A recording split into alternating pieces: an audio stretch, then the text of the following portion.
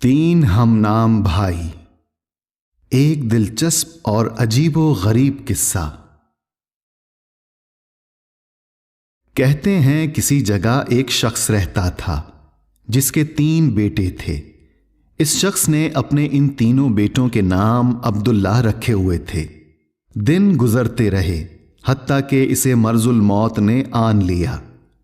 इसने अपने तीनों बेटों को बुलाकर वसीयत की कि अब्दुल्लाह को विरासत मिलेगी, अब्दुल्लाह को विरासत नहीं मिलेगी और अब्दुल्लाह को विरासत मिलेगी। इसके साथ ही इसकी रूह कब्ज हो गई। ये खुद तो फौत हो गया मगर अपने बेटों को हैरत में डाल गया कि कैसे फैसला करें किन 2 अब्दुल्लाह को विरासत मिले और किस एक को नहीं मिलेगी। तीनों ने फैसला किया कि शहर जाकर काजी से अपना मसला बयान करें और इससे कोई हल मांगें। तीनों अपने ज़ादे राह के साथ शहर के लिए आज़िम सफ़र हुए। रास्ते में इन्होंने एक ऐसे शख्स को देखा जो अपनी किसी गुमशुदा चीज़ को तलाश करता फिरता था। इन भाइयों के पूछने पर इसने बताया कि इसकी ऊँटनी गुम हो गई है जिसे वो तलाश करता फिर रहा है। एक अब्दुल्लाह ने पूछा, क्या तेरी ऊँटनी एक आंख से कानी थी?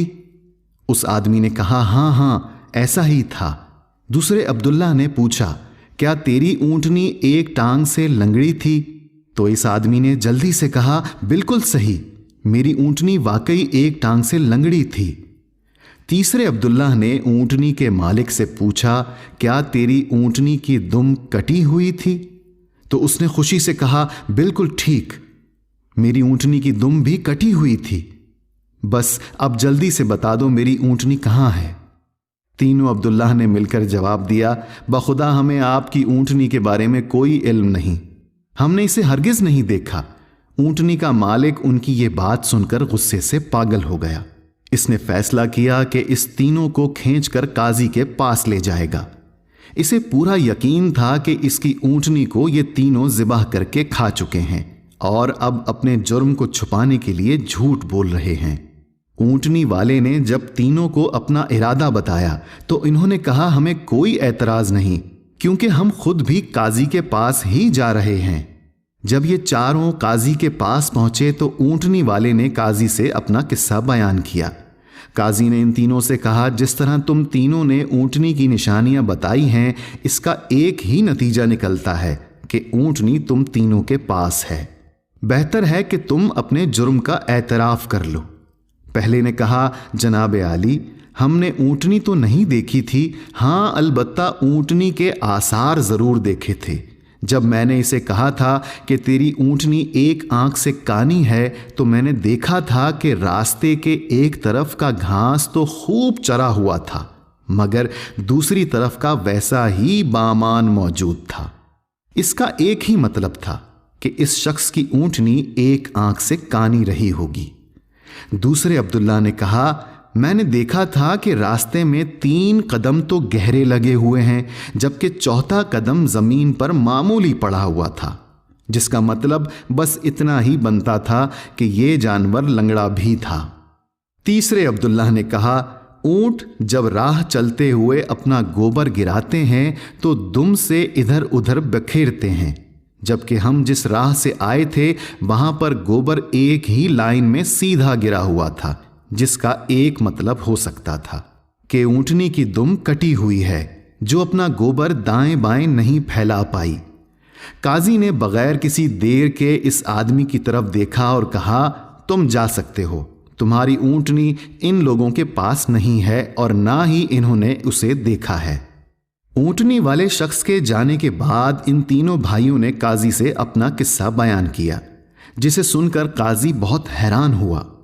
इन तीनों से कहा, तुम आज की रात मेहमान खाने में ठहरो, मैं कल तुम्हें सोचकर कोई हल बताऊंगा। ये तीनों मेहमान खाने में जाकर ठहरे तो इन्होंने महसूस किया कि इनकी निगरानी की जा रही है। कुछ देर के बाद उनके लिए खाना लाया गया जो गोश्त के पके हुए सालन और रोटियों पर मुश्तमिल था।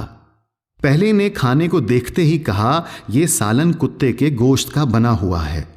दूसरे ने कहा, रोटियां जिस औरत ने पकाई हैं वो हमल के साथ और पूरे दिनों से है। तीसरे ने कहा, यह काजी हराम की औलाद है। बात काजी तक पहुंच गई।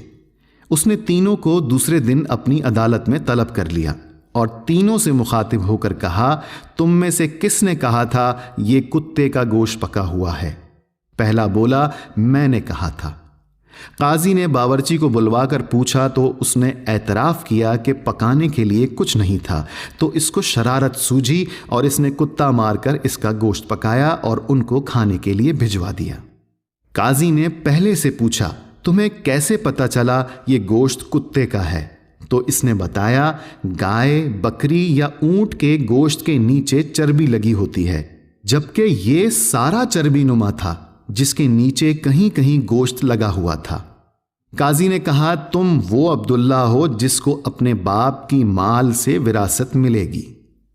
काजी ने दोबारा इनसे मुखातिब होकर पूछा, किसने कहा ये रोटियां ऐसी औरत ने बनाई हैं जो 9 माह के हमल के साथ और अपने पूरे दिनों से है?